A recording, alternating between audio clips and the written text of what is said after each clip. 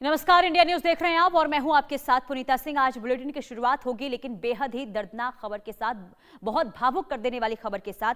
आज मशहूर गायिका आशा भोसले जिनका निधन हो गया है, अब वो हमारे बीच में नहीं रही हैं। ये बहुत दुखद खबर के साथ बुलेटिन की शुरुआत कर रहे हैं। भारतीय संगीत जगत की दिग्गज गायिका आशा भोसले ने अपनी बहुमुखी प्रतिभा और हजारों गीतों से संगीत प्रेमियों के दिलों में खास जगह बनाई।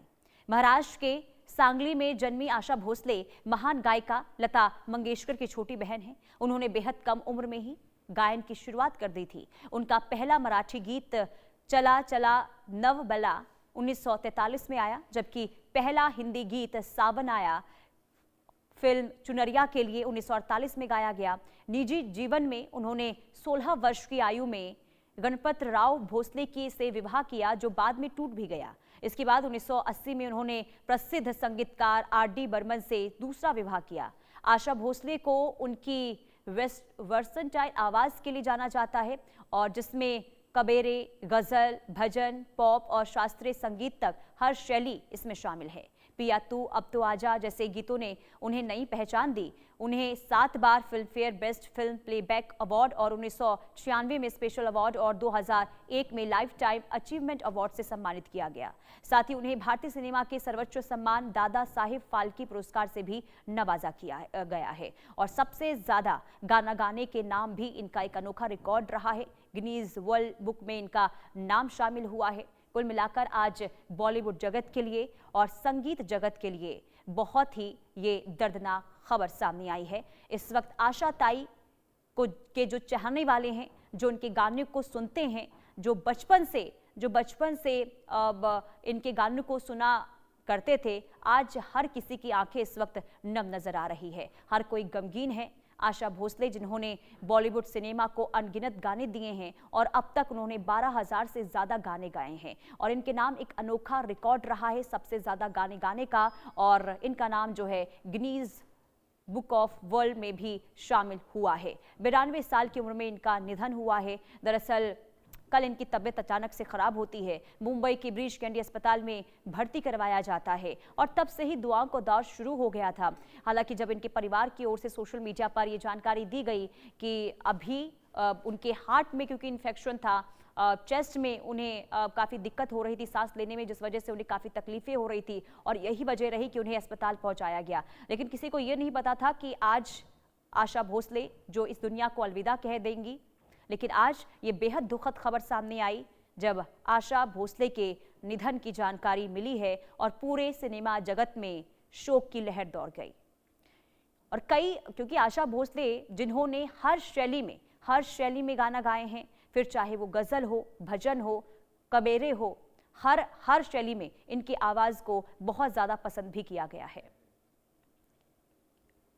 तो आशा भोसले का 92 साल की उम्र में निधन हो गया है। सुरीली आवाज, सुरों की मलिका, जिन्होंने बॉलीवुड जगत को और हर इंडस्ट्री को अपनी आवाज से इन्होंने सजोया है। और जब आज ये खबर सामने आती है कि आशा भोसले अब इस दुनिया में नहीं रही, तो आज इनके चाहने वालों को बहुत बड़ा झटका लगा है। और आपको बता दें कि हर उम्र के लोगों के दिलों में इनके गानों की जो गूंज है वो सुनाई देती है। भले ही आशा भोसले हमारे बीच में नहीं रही हों, लेकिन जो उन्होंने गाने बॉलीवुड सिनेमा को दिए हैं, अलग अलग इंडस्ट्रीज को दिए हैं, उन गानों की वजह से वो हमेशा सबके दिलों में अमर रहेंगी। तो सुरों की मलिका और दिग्गज सिंगर आशा भोसले मुंबई की ब्रीच कैंडी अस्पताल में भर्ती थी। लेकिन कल खबर ये सामने आई थी कि चेस्ट इन्फेक्शन की वजह से और थकान के चलते उनकी तबीयत जो है अचानक से बिगड़ गई, जिस वजह से उन्हें अस्पताल में एडमिट करवाया गया। 92 साल की उनकी उम्र थी। हालांकि उनके परिवार वालों की तरफ से ये कहा गया कि जैसे जैसे कोई भी अपडेट उनकी हेल्थ को लेकर आएगा वो जानकारी साझा की जाएगी, और उम्मीद यही थी कि आशा भोसले ठीक हो जाएंगी और अपने घर को वापस आएंगी। लेकिन आज ये खबर सामने आई कि आशा भोसले जिनका निधन हो गया है, 8 दशक तक उन्होंने संगीत में सफर को बेहद ही गौरवशाली और प्रेरणादायक तरीके से जिया है। और खास करके देखिए 12,000 से अधिक गीतों के साथ उन्होंने कई अनगिनत गाने गाए हैं, और हर शैली में उनकी जो महारत रही है उनको पसंद भी किया गया है। खास करके Guinness book of world records द्वारा इन्हें जो है मान्यता प्राप्त सबसे अधिक रिकॉर्ड की गई कलाकार होने का के अलावा भी आपको बता दें कि 2008 में इन्हें पद्म विभूषण से सम्मानित भी किया गया। और देखिए, आशा भोसले की अगर हम बात करते हैं तो इनका जो जीवन है काफ़ी संघर्षपूर्ण रहा है। खास करके अगर हम इनकी पर्सनल लाइफ की बात करते हैं तो भी इनके जीवन में काफ़ी उतार चढ़ाव जो है वो देखने को मिला है।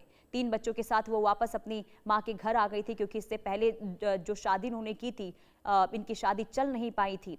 और इसके बाद जब इनके बच्चे हुए तो वो वापस घर को छोड़कर उन्होंने एक अपनी नई दुनिया की शुरुआत की और इसके बाद से ही लगातार गायन में उन्होंने पूरा फोकस किया।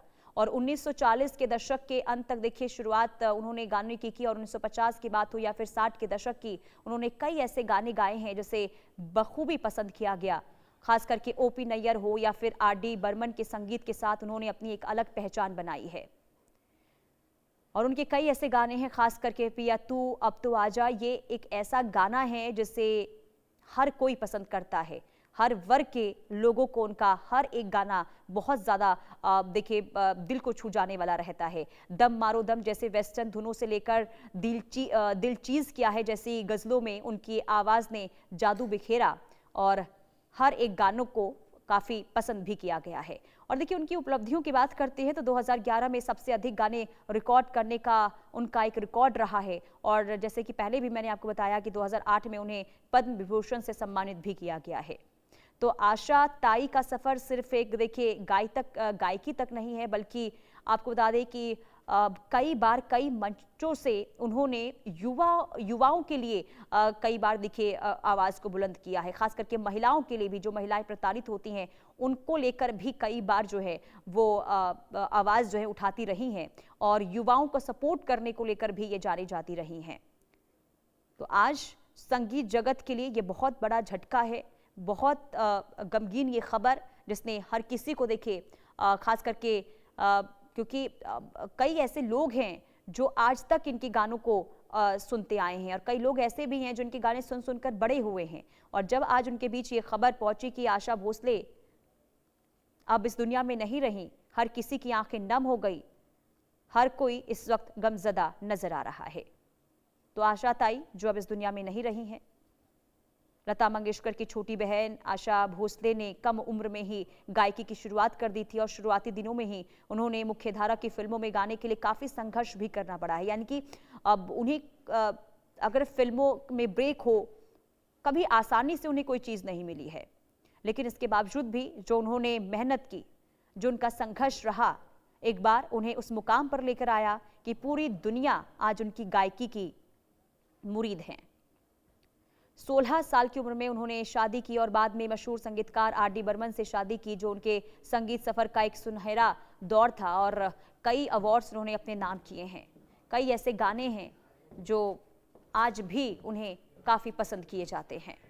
तो आशा ताई के अनगिनत गाने को आज भी खूब पसंद किया जाता है। तो बॉलीवुड से लेकर अगर हम साउथ फिल्मों की बात करते हैं, पंजाबी फिल्मों की बात करते हैं, हर इंडस्ट्री को उन्होंने अपनी गायकी से सजोया है।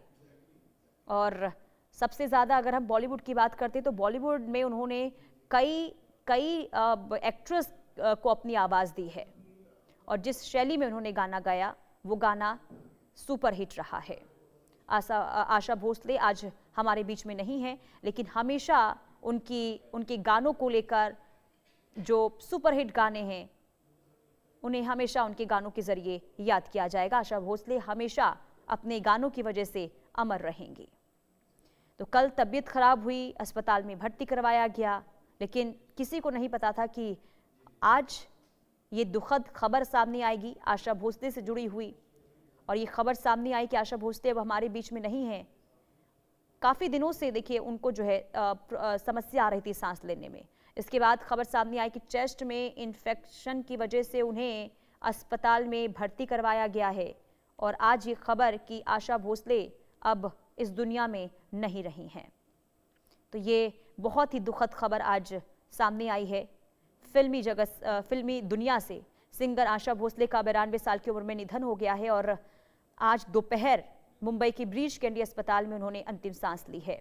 दरअसल आपको बता दें कि शनिवार शाम को यहां उन्हें भर्ती करवाया गया था, तब खबर सामने आई थी कि उन्हें कार्डियक अरेस्ट हुआ है। साथ ही चेस्ट में भी समस्या को लेकर जानकारी दी गई।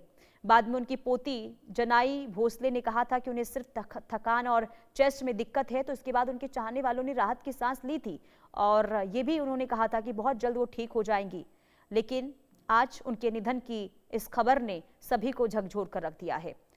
देखिए, आशा भोसले ने अपने करियर में 12,000 से ज्यादा गाने गाए हैं और उनके कई ऐसे गाने हैं जो सदाबहार रहेंगे, खास करके दम मारो दम, पिया तू अब तो आजा, चुरा लिया है तुमने जैसे गाने आज भी सदाबहार हैं। इन्हें आज भी पसंद किया जाता है।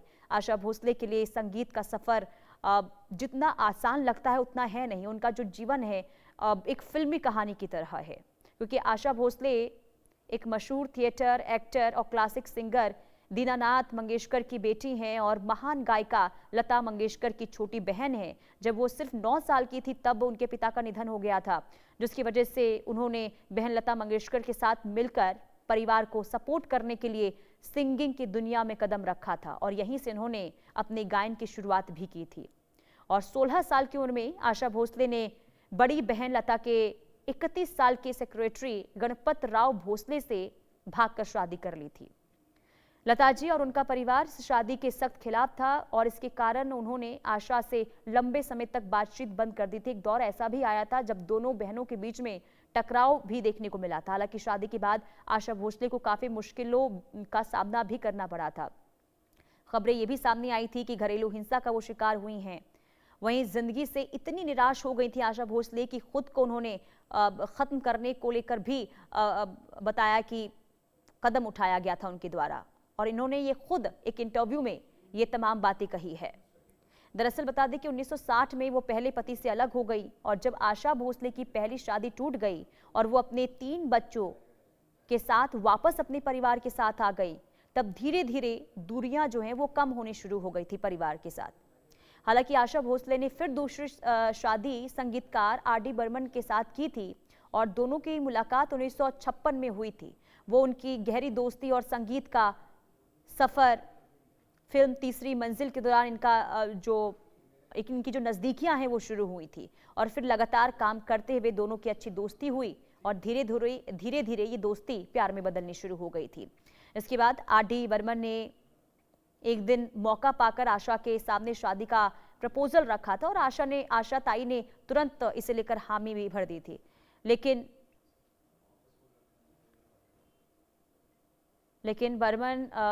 आर.डी. बर्मन की मां इसलिए इनकार करती रही क्योंकि आशा उनसे 6 साल बड़ी थी और 3 बच्चों की मां भी थी। तो आशा ताई हमारे बीच में नहीं रही हैं।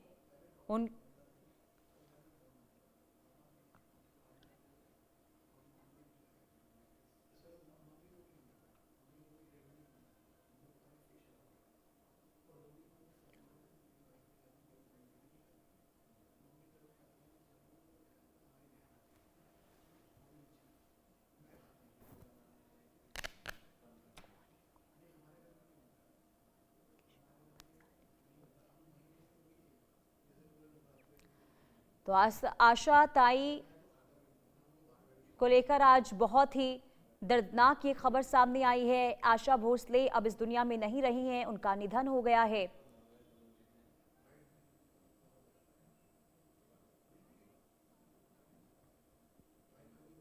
मैं आनंद भोसले, मेरी माताजी श्रीमती आशा भोसले, इनका आज निधन हो चुका है। कल सुबह 11 बजे वो जहाँ रहती थी कासा ग्रैंड लोअर परेल, वहाँ पर जिनको अंतिम दर्शन लेने हैं वो आप वहाँ आइए और 4 बजे कल दोपहर को शिवाजी पार्क में इनके अंतिम संस्कार होंगे। और हमारे साथ किशोर भंसाली जुड़ चुके हैं। कैसे, क्योंकि देखिए ये आज जो खबर सामने आई है आशा ताई के लिए, ये यकीनन देखिए यकीन कर पाना मुश्किल हो रहा है। कैसे आज आप आशा ताई को याद कर रहे हैं? मैंने 6 साल पहले आशा जी के साथ में षणमुखानंद हॉल में शो किया था। नितिन शंकर जी का ग्रुप था जी। आज तक मेरे व्हाट्सएप पे आशा जी के साथ में डीपी पे देखिए मेरी फोटो है। आशा भोसले हजारों लाखों साल में एक पैदा होती है। ऐसी वर्सटाइल सिंगर आशा जी को गाना बहुत ही मुश्किल है, क्योंकि वो जिस तरह से इतने डिफिकल्ट गाने, इतने डिफिकल्ट सॉन्ग जो गाती थी, शायद ही कोई गा सकता है। आशा जी अजूबा थी एक। दूसरी आशा भोसले अब इस धरती पे नहीं हो सकती। ये कमी हमेशा पूरी नहीं होगी इस हमारे इंडिया में, इस हमारे फिल्म लाइन में। मैं बोल नहीं पा रहा हूँ कुछ, मेरे को समझ में नहीं आ रहा मैं क्या बोलूं। मैं आशा जी का इतना बड़ा जबरदस्त फैन नहीं, भक्त हूं मैं। और मेरी खुशकिस्मती रही कि आशा जी के साथ मुझे शो करने का मौका मिला। तब से लेके आज तक मैंने देखिए डीपी पे फोटो लगा के रखी है आशा जी की। आशा ताई दूसरी अब नहीं आ सकती इस दुनिया में, इस हमारे इंडस्ट्री में। और किशोर दा और आशा जी, पंचम दा और गुलजार साहब, इन लोगों की जो टीम थी, इन्होंने जो गाने दिए हैं वो यादगार हैं।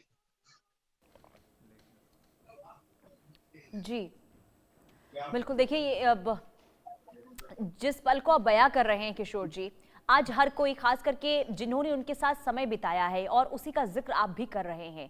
लेकिन आज इस मौके पर, क्योंकि आपने उनके साथ कार्यक्रम किया है, कई फिल्मों में उनके साथ देखिए, क्योंकि जो उन्होंने गाने गाए हैं, उनको सुन सुनकर देखिए कई ऐसे लोग हैं जो बड़े हुए हैं और उनके गानों का कोई सानी नहीं है। ऐसे में अगर उनकी गानों की अगर हम बात करते हैं, तो आज इस मौके पर कौन से ऐसे गाने हैं जो आप हमेशा याद करेंगे? एक गाना नहीं है, ऐसे बहुत सारे गाने हैं जो, और खास करके कारवां का वो गाना जिसके अंदर कितने स्केल, एक मिनट में कितने स्केल चेंज होते हैं। हाय दैया, जो आशा पारेख जी पे फिल्माया गया है, कारवां का जी। वो गाना, पिया तू अब तो आजा, कारवां का ही गाना है वो भी। बिल्कुल। तो ऐसे, और वो एक गाना कटी पतंग का, जो गाना नहीं है बल्कि डायलॉग्स हैं। क्या नाम है, शब्बो, याद होगा आपको? पंचम जी दा का संगीत था। इतना डिफिकल्ट गाना, मतलब आशा जी के सारे गाने अगर आप, तो आप उसको नंबर नहीं दे सकते हैं बिल्कुल। कि ये नंबर 1 है, ये नंबर 2 है। सारे ही गाने कमाल के आशा जी ने, गुजराती गाने कितने अच्छे गाए हैं। तो संपर्क टूट चुका है उनके साथ। जी बोलिए किशोर जी। जी जी, फोन आ गया था बीच में। जी जी। तो बस मैं यही कहना चाहूंगा कि आशा जी के जाने से हम सबको बहुत दुख हुआ है। बिल्कुल। और ये कमी जो है कभी पूरी नहीं होगी। फिल्मी दुनिया ये कमी कभी पूरी नहीं कर पाएगी। आशा जी की कमी हमेशा कमी रहेगी। बिल्कुल। और किशोर जी, क्योंकि देखिए इस मौके पर जब हम उनको याद करते हैं, और खास करके आपने उनके साथ अगर समय बिताया है, तो उनके बारे में जरा कुछ अगर चीजें ऐसी बता पाए जो दर्शकों को नहीं पता है, कुछ ऐसी चीजें जो शायद दुनिया के सामने कभी नहीं आ पाई हो। क्योंकि देखिए एक एक जो मुझे भी पता है कि उनको खाना बनाने का बहुत शौक था। इसके खाना अलावा बनाने का बड़ा शौक था। जी, इसके अलावा और ऐसी क्या चीज थी जो आप बताना चाहिए, क्योंकि आपने उनको करीब से जाना है, समझा है, किस तरीके के का उनका व्यक्तित्व था, कैसे उन लोगों से मिला करती थी, उनके बारे में कुछ बताइए। मैं एक ही बार मिला हूं उनसे, और उनके साथ में मैंने शो किया था जी। षणमुखानंद हॉल में। उसके बाद तो मैं कभी, मेरी उनसे मुलाकात नहीं हुई, लेकिन मैं इतना जान गया कि मैं पहली बार मिला और वो इतनी खुश हो गई थी। मुझे गले लगाया था, मैंने उसके पांव छुए थे उनके, मैंने आशीर्वाद लिया था, और फिर वो मुझे छोड़ ही नहीं रही थी। और उस दिन उनका बर्थडे भी था, और हमने केक काटा था षणमुखानंद हॉल में। उसके बाद मेरा हाथ पकड़ के, वो वीडियो भी है मेरे पास, वो हाथ पकड़ के मुझे वापस लेके गई थी और मुझे कहा कि मैं आपकी शूटिंग देखने जरूर आऊंगी। मैं उस वक्त, भाभी जी घर पे है, मैं कमिश्नर का रोल कर रहा था, जो अभी अभी ये सीरियल अभी इसी महीने बंद हुई है। तो वहां पर मुझे ले गई थी। अब मुझे कह रही थी कि मैं आऊंगी आपके यहाँ पे शूटिंग में, लेकिन वो फिर बाद में उनके साथ में कुछ बात करने का मौका नहीं मिला। तो मैं इतना ही जान पाया हूं कि पहली मुलाकात में इतनी घुल मिल गई थी, इतनी जमीन पे डाउन टू अर्थ थी, कोई घमंड नहीं, कोई ईगो नहीं कि वो इतनी बड़ी स्टार है। वो महसूस ही होने नहीं देती थी कि वो इतनी बड़ी कलाकार है, इतनी बड़ी स्टार है। एकदम जमीन पे बहुत अच्छा नेचर उनका, आशा जी का। मैं पता नहीं मैं क्या बोल रहा हूँ, मुझे पता नहीं है, शायद मुझे शब्द नहीं मिल रहे हैं उनके लिए बोलने के लिए। बिल्कुल किशोर जी, और आपने एक पल का जिक्र यहाँ पर किया कि पहली मुलाकात उनके साथ हुई थी और वो डीपी जो आपने लगाई वो आज तक वैसे ही लगी हुई है। तो इस जी जी जी जी। ये जो मोमेंट था आपके लिए, इसके बारे में जरा शेयर कीजिए। हाँ, ये थोड़ा फोन आ गया था बीच में। जी जी। क्या क्या कहा आपने? जो आपने डीपी की बात यहाँ पर कही है कि पहली मुलाकात हुई थी उनके साथ, जो तस्वीर आपने क्लिक करवाई उसका आपने डीपी अपने फोन में लगाया हुआ है, और वो डीपी आज तक कितना वक्त हो गया है, और ये जो डीपी आपने अब तक चेंज नहीं किया, इसके पीछे की वजह क्या है? यही वजह है कि मैं बहुत बड़ा फैन हूँ आशा जी का। जी।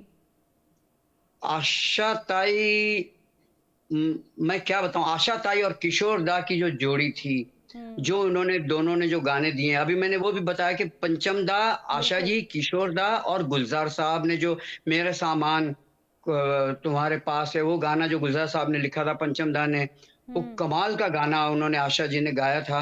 और डीपी इसीलिए मैंने रखी है और हमेशा रखूंगा।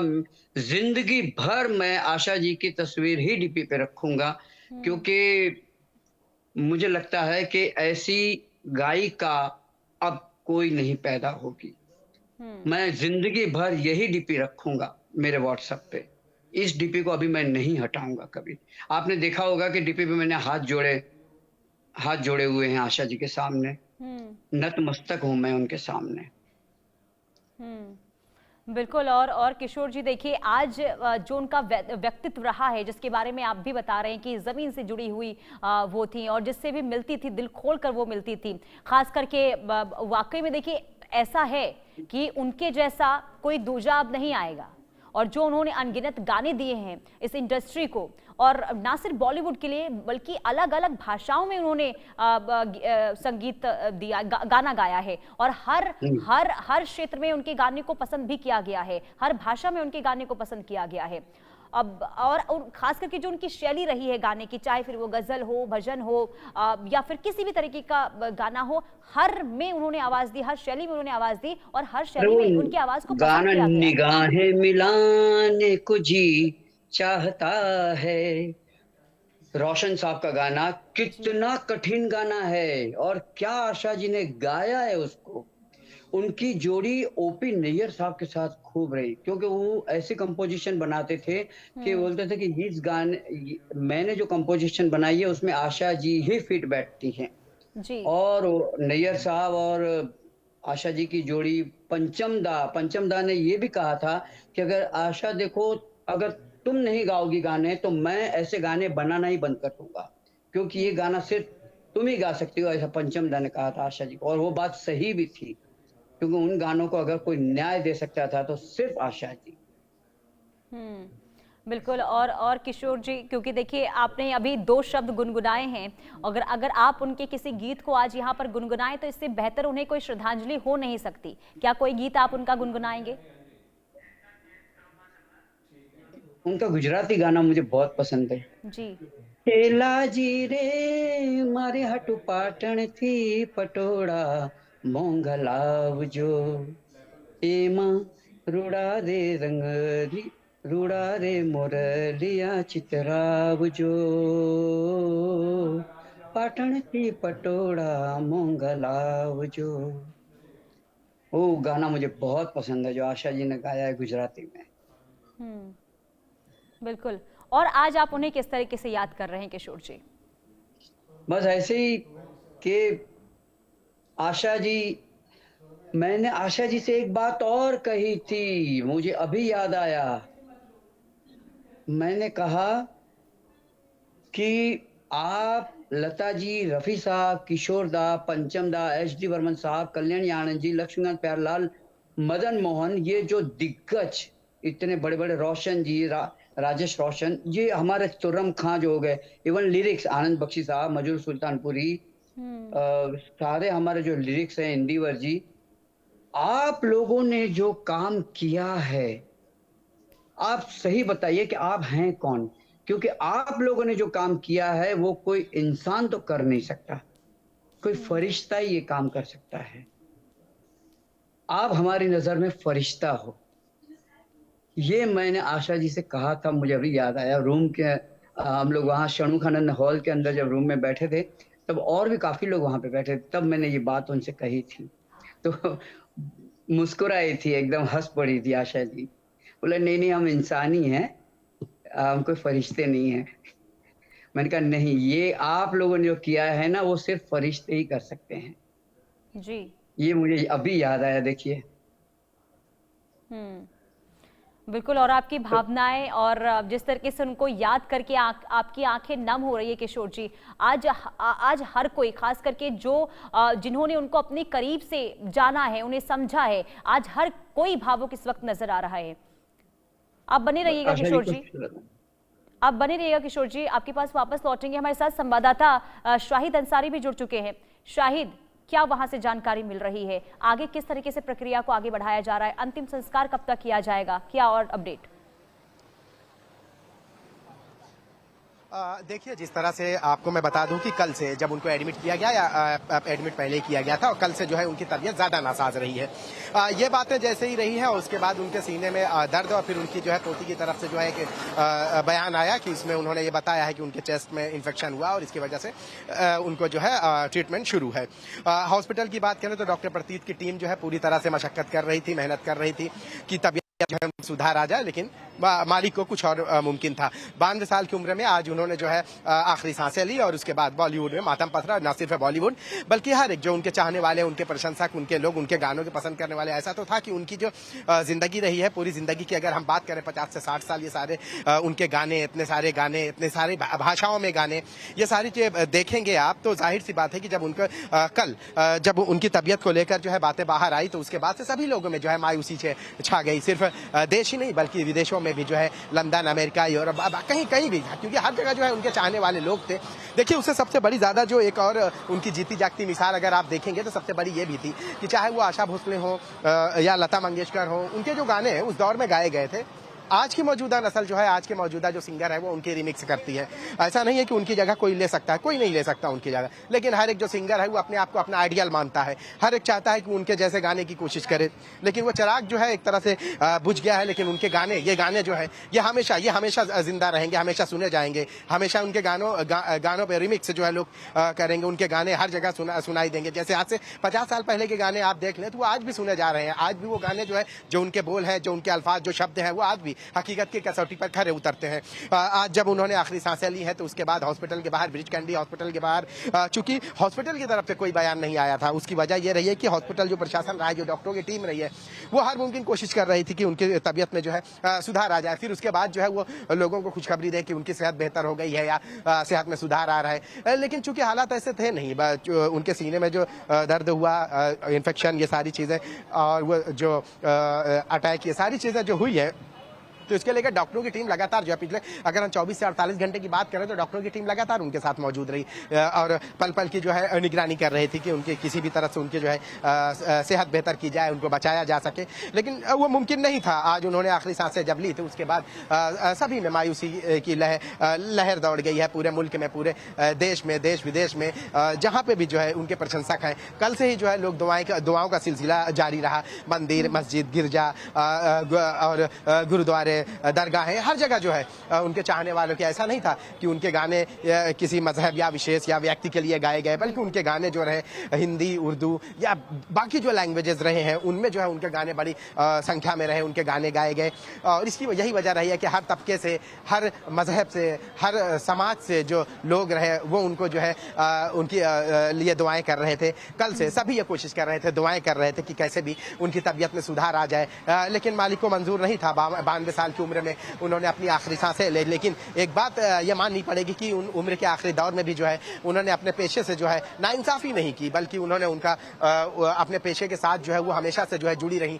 गाने रहे या इंडस्ट्री रही, उसको उन्होंने कभी छोड़ा नहीं। उनका एक अलग मुकाम रहा है इस इंडस्ट्री में। यही वजह रही कि जब भी वो किसी प्रोग्राम में जाते थे तो लोग अदब में एहतरामन जो है उनके लिए खड़े हो जाते थे। बहुत सारी चीजें हैं जो ऐसा कि जो शायद हर एक के हिस्से में वो चीजें नहीं थी। मौजूदा नस्ल की आप बात करें तो देखिए, मैं किसी पे कटाक्ष नहीं कर रहा हूं, लेकिन अहम बात यही है कि मौसम की तरह आते हैं लोग और मौसम की तरह चले जाते हैं। लेकिन ये वो नाम रहे हैं जो पहले भी थे, आज भी है, और न रहने के बाद भी वो यहाँ रहेंगे। वो नहीं, उनके गाने रहेंगे, उनके बोल रहेंगे, उनके गीत लोग सुने जाएंगे। ये हमेशा जो है उस फनकार की, उस गीतकार की जो है एक जिंदा मिसाल होती है कि जो रहे या ना रहे, लेकिन उसके गाने, उसके गीत हमेशा गाए जाते हैं, उसके नगमे हमेशा गाए जाते हैं। ये उसकी कला है जो अपने जो है इस दुनिया से जाने के बाद भी जो है वो लोगों के लिए छोड़ के जाता है। और यही वजह है कि चाहे वो आप आशा भोसले की बात कर लें, चाहे लता मंगेशकर की बात कर लें, चाहे किसी और के सिंगर की बात कर लें, आप पुराने दौर चौहान हमारे साथ जुड़ गए हैं। गजेंद्र जी, एक अपूर्णीय क्षति आज पूरे भारत के लिए इसे कहा जाए, क्या आप कहना चाहेंगे? आशा भोसले आज हमारे बीच नहीं रही हैं, कोई ऐसी याद आपकी उनके साथ जुड़ी हो जो आज आपको सबसे ज्यादा